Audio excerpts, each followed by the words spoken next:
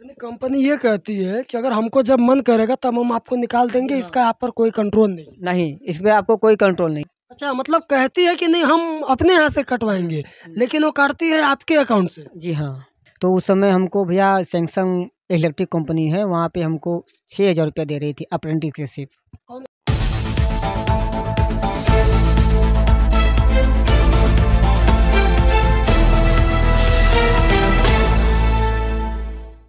अगर दोस्तों मैं आपसे कहूँ कि देश में बेरोजगारी नहीं है, बल्कि देश में बेरोजगारों की एक बहुत बड़ी फौज है। और ये बेरोजगारी क्यों है, इसके पीछे का कारण राजनेता लोग कहते हैं कि जो पार्टी सत्ता में है उसकी गलती है, और सत्ता के लोग कहते हैं कि विपक्ष वालों की गलती है, जो पूर्व के शासन वाले लोग थे। इसी दोनों के झगड़े में जो देश का युवा है उसका भविष्य चौपट हो जा रहा है। सरकार जब से बनी है, जब से चल रही हैं, तमाम सरकारें आई और गई, लेकिन युवाओं की सोच और उनके भविष्य को लेकर के जो बदलाव होने चाहिए वो नहीं देखने को मिला। हमारे अगल बगल पास पड़ोस के कई देशों में कई प्रकार की घटनाएं हुई, लेकिन भारत में जो चाहिए पॉजिटिव चीज़ें वो नहीं हो पा रही।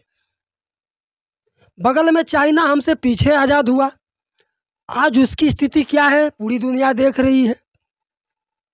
इसी तरह तमाम देश जो हैं हमसे पीछे आज़ाद होते हैं, हमसे पीछे उनका अस्तित्व आता है, जिसमें इजराइल भी है, लेकिन वो टेक्नोलॉजी में, तकनीक में कहाँ से कहाँ पहुँच गए और हम जहाँ के तहाँ खड़े हैं। कारण क्या है, इसका निवारण क्या है? और इसी तरीके के कुछ बातों को लेकर के हमारे साथ एक मजदूर साथी, पढ़े लिखे मजदूर जो ITI भी कर चुके हैं और लगभग बेरोजगार ही हैं। 10,000 5,000 को मैं रोजगार में नहीं गिनता। बाहर में यानी प्रदेश में जा कर के अपने गांव घर को छोड़ कर के काम भी कर चुके हैं। उनसे जानने की हम लोग कोशिश करेंगे कि बाहर जो लोग जा कर के कंपनियों में काम करते हैं उनकी दिनचर्या क्या होती है, उनको तकलीफ क्या होती है, कमाई क्या होती है, बचत क्या होती है और कैसे उनकी ज़िंदगी गुजरती है। वीडियो में आप लोग बने रहें, चैनल को लाइक शेयर सब्सक्राइब करें और वीडियो को ज़्यादा से ज़्यादा लोगों तक पहुँचाएं। सबसे पहले सर आपका नाम? बड़े भाई नमस्कार, मेरा नाम राघवेंद्र कुमार पांडे है। हम आपसे ये जानना चाहेंगे कि आप सबसे पहले पढ़ाई के बाद कहाँ गए थे काम करने? या देखिए, मैं पढ़ाई होने के बाद सबसे पहले गया था आपके दिल्ली गया था जॉब के लिए। तो उस समय हमको भैया सैमसंग इलेक्ट्रिक कंपनी है, वहाँ पे हमको 6,000 रुपया दे रही थी अप्रेंटिसशिप। किस साल में गए थे? हम गए थे 2014 में। 14 में? जी हाँ। उस समय 6,000 दे? जी हाँ। अब क्या लगता है कि क्या बदलाव हुए होंगे तब के मजदूरी में, आपके मजदूरी में कितना फ़र्क हो गया? सर देखिए, क्या है ना कि जो अप्रेंटिस कंपनी कराती है उसमें ये कहते हैं कि ये जो आप जो भी सामान उसमें तोड़ते हैं या आपसे टूटती है ये चीज़ है तो ये कंपनी आप पैसा देती है। अप्रेंटिस के दौरान अगर आपसे कोई गलती से कोई सामान टूट गया तो पैसा कंपनी भरपाई करेगी? जी हाँ। और तब की कहती है, पर हमको लगता है सर देखिए कि ऐसी बात है कि ये जो पैसा कटता है ये पैसा हमारे ही अकाउंट से कटता है। अच्छा, मतलब कहती है कि नहीं हम अपने यहाँ से कटवाएंगे, लेकिन वो काटती है आपके अकाउंट से? जी हाँ। ऐसा हुआ है आपके साथ? जी हाँ, कई बार हुआ है। क्योंकि जो जो अब देखिए आज के युग में 6,000 7,000 में कुछ नहीं होगा भाई। उतने का दिल्ली में रूम लेंगे तो 3,000 4,000 का रूम मिलेगा, खाने का है, उसके बाद अपना पहनने का है, फिर आपके बाद यहाँ जाना होगा, घर में बीमारी हो जाएगी या हो गया। तो इससे कंपनी को कम से कम मजदूरों को ये करना चाहिए कि जो सैलरी 6,000 दे रही है उसको 10,000 कर दे, कि ताकि आपका काम कंपनी का भी भाई, कंपनी प्रोडक्शन दे रही है उसमें तो कम से कम मजदूरों का SI कार्ड हुआ, PF कार्ड हुआ, कि ताकि ये भी सुविधा दे कि नहीं अगर आने वाले को कुछ हो रहा है तो मैं कंपनी ये करे कि अगर इमरजेंसी में इसके माता पिता के कुछ हो गया तो अपनी कंपनी खुद उसको पैसा लगा के उसका काम कर सके। लेकिन अप्रेंटिस में तो ये सारी सुविधाएं नहीं मिलती हैं। नहीं मिलती है अप्रेंटिस में। बस आप ये करते हैं कि आपको ये जो साल भर का आपको एक्सपीरियंस लेटर बना के दे रही है कंपनी, बस। कंपनी की तरफ से कहीं और जाकर के काम किए उसके बाद, अप्रेंटिस करने के बाद? हाँ, उसके बाद फिर मैं गया था हीरो मोटर कार हरिद्वार। तो वहाँ पे कंपनी एग्रीमेंट कराई थी कि 1 साल तक अगर आप काम करते हो तो आप दबाव नहीं दोगे कंपनी में कि नहीं आप हमको परमानेंट रखो। जो बताइए, जो आदमी जो लड़का शुरू से अगर 1 साल आपके यहाँ काम करेगा भाई, उसका उम्र भी तो बढ़ेगा ना। भाई जो अभी 25 साल का है, 26 साल होगा, 27 साल के बाद कंपनी ऑटोमेटिक किसी नहीं रखती है। कंपनी यंगे मैन को रखती है ना। तो भाई 1 साल के बाद आप उस लड़के का करियर खराबी कर रहे हो ना। या तो उसको परमानेंट रखो या तो मत रखो। यानी कंपनी ये कहती है कि अगर हमको जब मन करेगा तब हम आपको निकाल देंगे, इसका आप पर कोई कंट्रोल नहीं। नहीं, इस पर आपको कोई कंट्रोल नहीं है। हम ये जानना चाहेंगे कि आप कई जगह जा कर के काम किए, कई तरीके की तकलीफ़ें झेले हैं, तो इन तकलीफ़ों के बीच में आपको बचता है कुछ पैसा? मेरे बड़े भाई देखिए, बचता तो कुछ नहीं है, क्योंकि देखिए नॉर्मली बात है, अगर मैं दिल्ली में जॉब कर रहा हूँ, अगर मैं पा रहा हूँ 6,000 रुपया, तो उसमें से 2500 का रूम ही दे दूँगा, 2500 रुपया खाने का ही दे दूँगा। उसके बाद अपना भी मोबाइल है, ये खाने का है। अब भाई हमारा भी मन करेगा मैं इंडिया गेट घूमूँ, वहाँ घूमूँ, तो भैया कुछ बचता नहीं है, उसमें कुछ भी नहीं बचता, 1 रुपया नहीं बचता है। लेकिन जो अब कुछ युवा जा रहे हैं जो ITI और 11वीं 12वीं कर करके, तो वो तो कहते हैं कि अब 10,000 15,000 सैलरी मिल रही है। भैया जी कुछ नहीं होता है। क्या होता है कि कंपनी ले जाती है भलू कि नहीं मैं तुमको इतना दूंगी, सैलरी दूंगी, तुमसे काम नहीं कराऊंगी, ये कराऊंगी, पर भैया जी वहाँ पे जाके उनको इतना कंपनी खटाती है ना। भैया जी मैं जब संगसंग में गया था पहली बार, इतना प्रोडक्शन का लोड लाद दिए थे ये लोग ना। भैया एक दिन में 1-1 लाख मोबाइल का प्रोडक्शन आता था। अब भैया जी उसमें लड़के रोने लगते, तो कई लड़के तो वहाँ से भागने लगे प्रोडक्शन के वजह से। भाई एकाएक आदमी को इतना प्रेशर दोगे तो सही सह नहीं सकता है ना। ओवर टाइम का पैसा तो देती होगी, ओवर टाइम भी कराती होगी तो? सर कराती है। अब एक हो गया, आप जैसे हल्का सा लोड दोगे, एक होता है कि एकाएक लोड दोगे, आदमी पहले से ही घबराहट हो जाएगी, अरे यार अब जो काम मैं 10 दिन में कर रहा हूँ वो काम तो 2 ही दिन में कराओगे, तो जमीन आसमान का अंतर हो जाता है बिजनेस। बिल्कुल बिल्कुल बात होती है इसमें। तो आपको इस तरीके से झगड़ा उगड़ा भी हो जाता है कभी कभी कंपनी के अंदर, गाली गलौज भी हो जाता है, कभी हुआ आपके साथ ऐसा? ये तो नॉर्मल बात है। अगर मान लीजिए कि आप 8 घंटे का हमको टारगेट दे दिए कि नहीं आपको 10,000 मोबाइल बनाना है, तो वो हमारे पर प्रेशर रहेगा ना कि हमको 10,000 मोबाइल बना के देना है उनको। अब इसमें अगर कोई आके बीच में ऐसे छेड़ेगा कि नहीं ये करो, ऐसे छेड़ेगा, ये करेगा, वो करेगा, तो ऑटोमेटिक आदमी को प्रेशर होगा कि देखो ये भाई एक तो खुद कंपनी लोड दी है हमको, उसमें से ये आके हमको परेशान कर रहा है। यही सब बात है सर। हम ये जानना चाहेंगे, कंपनियों में जो युवा जाता है काम करने, वो बताता है कि मैनेजर हो गया, सुपरवाइजर हो गया, इन लोगों से गाली गलौज होता रहता है, वो लोग गाली गलौज भी दे देते हैं। कभी आपके साथ ऐसा हुआ है? सर देखिए हमारे साथ सीनियर तो नहीं होते हैं, पर सर क्या होता है कि लोकलिटी वाले बहुत तेज करते हैं। लोकल जो बंदे होते हाँ, हैं। जैसे मैं यूपी का हूँ, वो बिहार का है या लोकल है ना, तो वहाँ पे जैसे सीनियर होते हैं, अगर मेरा सीनियर बिहार का है तो बिहार वालों को प्रोटेक्शन देता है, अगर वो मध्य प्रदेश का है तो मध्य वालों को देता है प्रोटेक्शन, और वही भी बिहार वालों को दबाव देकर ज़्यादा काम कराएगा, फिर अपने बंदे को जो सेट बंदा है अपने यहाँ का है उसको काम कम कराते हैं ये लोग।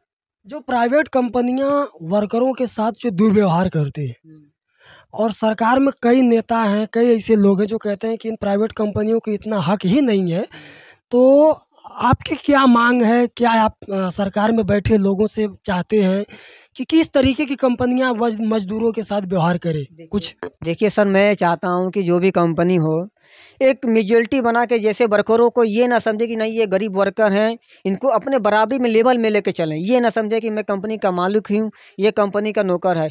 ये अगर आदमी ये जब तक करेगा ना तो कंपनी भी चलेगी, सभ्यता भी रहेगी, इज्जत भी होगा। आज ये दिन मालिक ये समझने लगेगा ये नौकर है ना, वो दिन मालिक का भी रेपुटेशन खराब हो जाएगा, नौकर का भी रेपुटेशन खराब हो जाएगा। और इसी चक्कर में प्रोडक्शन खराब होता है, फिर कंपनी भी डूब जाती है। उसी चक्कर में कंपनी भी डूब जाती है, वर्कर भाग जाते हैं। भाई जो अगर आप ही हमको इज्जत नहीं देंगे, इज्जत से बात नहीं देंगे, गाली से बात करेंगे, तो कौन आदमी आपके साथ रहेगा? कोई रहेगा? हम ऐसा तो हो ही नहीं सकता कोई रहेगा।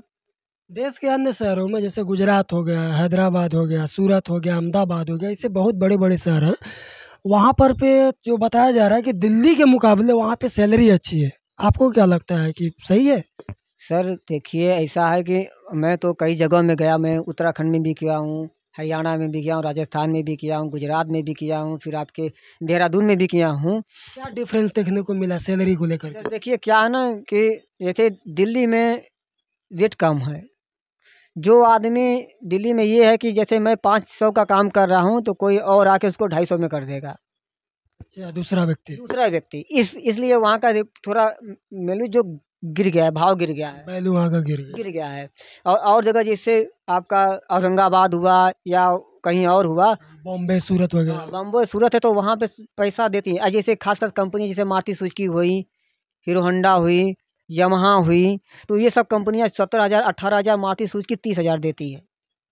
लेकिन यहाँ पे एक बात होता है, मैं कई वर्करों से जो आईटीआई वगैरह करके जाने वाले उनसे पूछा एक बार कि आप कहते हो दिल्ली में सैलरी कम है, सूरत में ज़्यादा है, बम्बई में ज़्यादा है, फिर हैदराबाद में कम हो गया इसे, तो वहाँ का जो खाने पीने का रहने का जो खर्चा होता है लगभग तो लेवल एक ही हो जाता है, फिर फ़ायदा कहाँ से हो रहा है? देखिए भैया जी सर, फ़ायदा देखिए कुछ नहीं होता। एक आदमी मजबूर होता है कि नहीं यार, हमको जब मैं बाहर आया हूँ तो हमको भले से हमारे लोड शरीर पे लोड पड़े कि ताकि मैं घर, भाई कोई भी आदमी जाएगा पैसा लगा के घर से बाहर तो ये होगा कि घर वाले कहेंगे अरे यार वो गया कमाने, तो माँ बाप का भी शौक होता है कि नहीं हमारा लड़का घर के बाहर जाए कमाए कि हमको 2 रुपया दे हमको।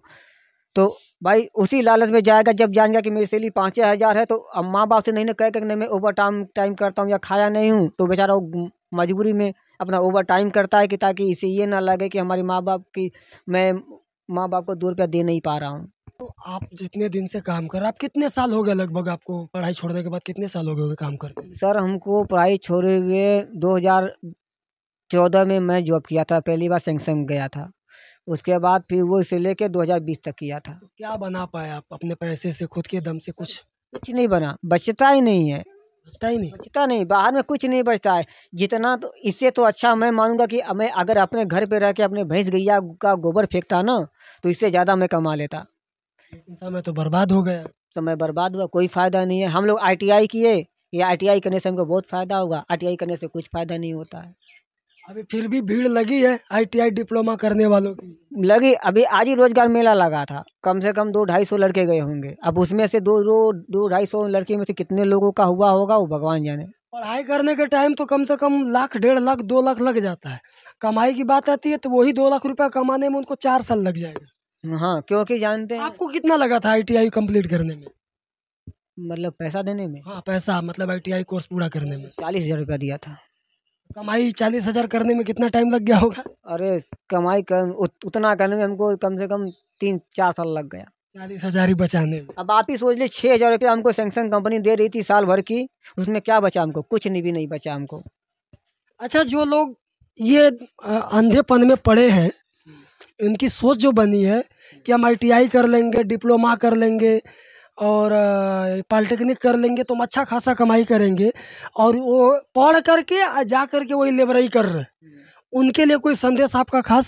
सर देखिए ऐसा है ना कि ये लोग जो अपना जाते हैं बम्बई दिल्ली जॉब करने के लिए, प्रधानमंत्री जी इतना अच्छा ऑफर दे रहे हैं, योजना बना रहे हैं, लोन दे रहे हैं, तो मैं इनसे यही कहूँगा कि जो आप दूसरे के भरोसे कर रहे हैं ना, वो अपने भरोसे करेंगे ना तो आप बहुत आगे जाएंगे। यही आप भैंस पालिए, अपना सब्जी बोइए, अपना खुद का ऐसा काम करिए कि आप अपने में रहिए कि ताकि दूसरा का सहारा नहीं लेना पड़े। स्वयं का रोजगार करिए।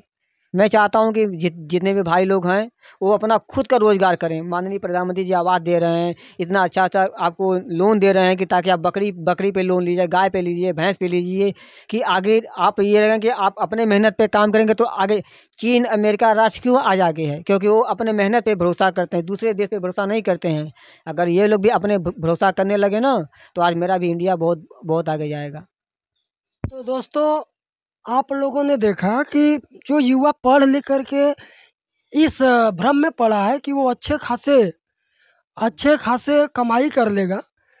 एक युवा ही हैं, पढ़े लिखे भी हैं, और पढ़ने लिखने के बाद उनको जितना पढ़ाई करने में पैसा लगा था उतना कमाने में उनकी क्या हसरत हो गई वो आपको पता चल गया होगा। जो मैं संदेश देना चाहता था अपने चैनल के माध्यम से, मैं उम्मीद करता हूँ कि आपको वो संदेश मिल गया होगा। ऐसे ही वीडियो देखने के लिए, ऐसे ही लोगों से हम आगे और भी आप लोगों को मुलाकात कराएंगे। बने रहे संदीप कुमार के साथ द विशेष समाचार, अब बनारसी अंदाज में, उत्तर प्रदेश चंदौली से। बहुत बहुत धन्यवाद।